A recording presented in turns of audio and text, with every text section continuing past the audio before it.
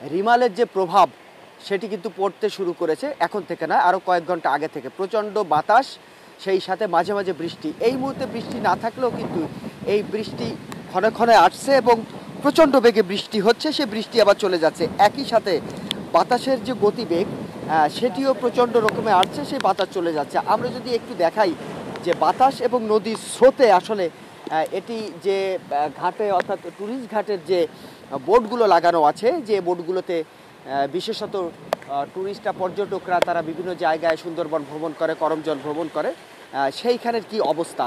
এবং এই অবস্থাটি কিন্তু সন্ধ্যার পর থেকে শুরু হয়েছে।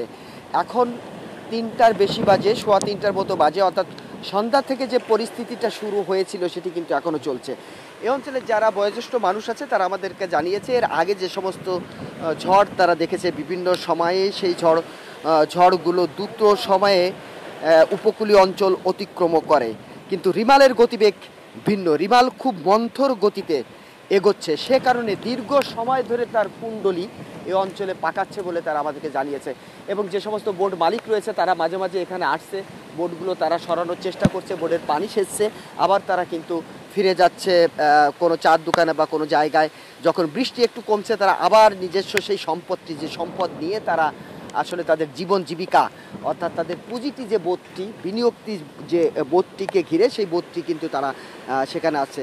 এবং এই যে পানিটা দেখতে পাচ্ছেন এখানে স্থানীয় লোকজন বলেছেন 3 থেকে 4 ফিট সাধারণ জোয়ারের থেকে কিন্তু এই পানিটা বৃদ্ধি পেয়েছে। অর্থাৎ এই অঞ্চলের যে ঘূর্ণিঝড়গুলো হয় সেই ঘূর্ণিঝড়ের সাথে যে জলোচ্ছ্বাস সেটিও কিন্তু এবারও প্রতীয়মান। এবং এই জলোচ্ছ্বাসের ফলে অনেক সময় দেখা যায় যে দক্ষিণ পশ্চিম অঞ্চল, যে উপকূলীয় অঞ্চল, বিশেষ করে বাগেরহাট, খুলনা এবং সাতক্ষীরা, এই অঞ্চলগুলো পোল্ডারিং, এবং সব পোল্ডারগুলো বেড়িবাঁধ দ্বারা আবৃত। যে বেড়িবাঁধগুলো দীর্ঘদিনের বলা হয় 60-এর দশকের বেড়িবাঁধগুলো খুবই নাজুক হয়ে পড়েছে এবং সেই বেড়িবাঁধগুলো আসলে অনেক সময় এই ধরনের পানির যে চাপ, সেই চাপটা তারা সহ্য করতে পারে না। অনেক সময় সেটি ভেঙে যায়, আবার পানির মাত্রাটা বেশি হলে অনেক সময় সেই বেড়িবাঁধ উপচে কিন্তু লোকালয়ে পানি ঢোকে। এর ফলে তারা যেটা শঙ্কা করেন যে এই মুহূর্তটা হচ্ছে চিংড়ির একদম যে মৌসুমটা, সেই মৌসুমটা পূর্ণ মৌসুম বলছে স্থানীয় বাসিন্দারা। অর্থাৎ পানি যদি লোকালয়ে প্রবেশ করে, পানি যদি বেড়িবাঁধ উপচে পড়ে বা বেড়িবাঁধ ভেঙে যায়, তাহলে তাদের চিংড়ির ঘেরের ক্ষতি হবে, চিংড়ি ঘের ভেসে যাবে। এই অঞ্চলের কৃষকরা অর্থাৎ একটি প্রধান অর্থকারী যে ব্যাপারটি এই অঞ্চলের মানুষের জন্য, সেটি কিন্তু তারা আসলে বিড়ম্বনায় পড়বে। তবে যেহেতু এখনও রাতটা শেষ হতে 2.5-3 ঘন্টা বাকি আছে, এর পরের সময়টা বাতাসের গতিবেগ কতটা আসবে, পানির চাপটাও কতটা বাড়বে, একই সাথে বৃষ্টি কতটা হবে, তার উপর নির্ভর করছে ক্ষয়ক্ষতিটা আসলে কি হবে।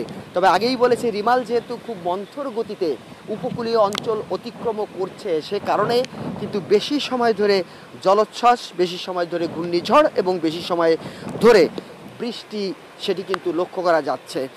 এবং এই যে পানির যে চাপটি রয়েছে দেখতে পাচ্ছেন, এগুলো আস্তে আস্তে বৃদ্ধি পেয়েছে। আমরা 2-3 ঘন্টা আগে যে অবস্থানে পানির মাত্রাটা দেখেছিলাম সেটি কিন্তু তার থেকে বেড়ে গিয়েছে এবং প্রতিনিয়তই কিন্তু এই পানির মাত্রাটা বাড়ছে। যত সময় পর্যন্ত জোয়ার থাকবে সেটি বাড়তে থাকবে এবং বাতাসের গতিবেগ যত সময় থাকবে তত সময় পর্যন্ত বাড়তে থাকবে। কারণ এর আগের ঝড়গুলো যখন আমরা দেখেছি বিভিন্ন সময়, সিডর, আয়লা, ইয়াস, রোয়ান, বুলবুল সহ মোরা, যে সমস্ত ঝড় আমরা এই অঞ্চলে দেখেছি বিভিন্ন সময়ে ঘূর্ণিঝড়গুলো, সেই ঘূর্ণিঝড়গুলোর অবস্থা কিন্তু একই রকম হয়, এই অঞ্চলের মানুষের জানমাল ভাসিয়ে নেয়। অপরদিকে মানুষের জন্য খুলনা জেলাতে 304টি আশ্রয় কেন্দ্র, ঘূর্ণিঝড় আশ্রয় কেন্দ্র, এবং বাগেরহাট জেলাতে 349টি আশ্রয় কেন্দ্র সেটি খোলা হয়েছে। অর্থাৎ খুলনাতে 604টি এবং বাগেরহাটে 349টি আশ্রয় কেন্দ্র। তবে আশ্রয় কেন্দ্রগুলোতে আসলে আশানুরূপ মানুষ কিন্তু অবস্থান নেয়নি। আমরা আশ্রয় কেন্দ্রগুলো ঘুরেছি, তাদেরকে জিজ্ঞেস করেছি কেন তাদের আসতে অনীহা। তারা বলেছে যে আশ্রয় কেন্দ্রের দূরত্বটা এত দূরে দূরে, অর্থাৎ তাদের বাড়ি থেকে সেগুলো দূরত্ব এতটা দূর থাকে যে তারা সেখানে আসতে অনীহা বোধ করে। আবার বাড়িতে গবাদি পশু, কিছু সম্পদ বাড়িতে থাকে, সেগুলো ফেলে রেখেও অনেক সময় কিন্তু আসতে চায় না। সে কারণেই কিন্তু সেই জায়গাগুলোতে লোকের অবস্থান কম।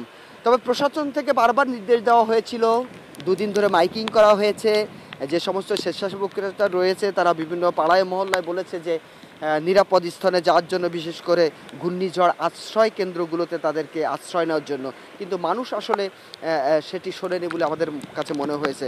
তবে যেহেতু বাতাসের গতিবেগ টা একটু হলেও হয়তো বা আমাদের কাছে মনে হচ্ছে কমছে, এটি হয়তো জানি না যে আগামী 1-2 ঘন্টার মধ্যে কমবে কিনা বাড়বে। যদি কমে এবং তাহলে যদি জলোচ্ছ্বাসটাও একই সাথে কমে, বৃষ্টির যে বৃষ্টিটা রয়েছে সেটিও যদি কমে, তাহলে হয়তো মানুষের ক্ষয়ক্ষতি কিছুটা হলে কম হবে। নাহলে এরপর যদি আবার দমকা হাওয়া আসে, একই সাথে যদি আবার জলোচ্ছ্বাস একইভাবে এইভাবে আসতে থাকে এবং বৃষ্টি পড়তে থাকে, তাহলে আগেই বলেছি যে এই অঞ্চলের প্রধান অর্থকারী যে ফসলটি সেটি হচ্ছে চিংড়ি, সেটি সেই ঘেরগুলো তলিয়ে যাবে এবং মানুষের জানমালের ক্ষতি হবে। এই ছিল মোংলা থেকে ঘূর্ণিঝড় রিমালের সর্বশেষ খবর।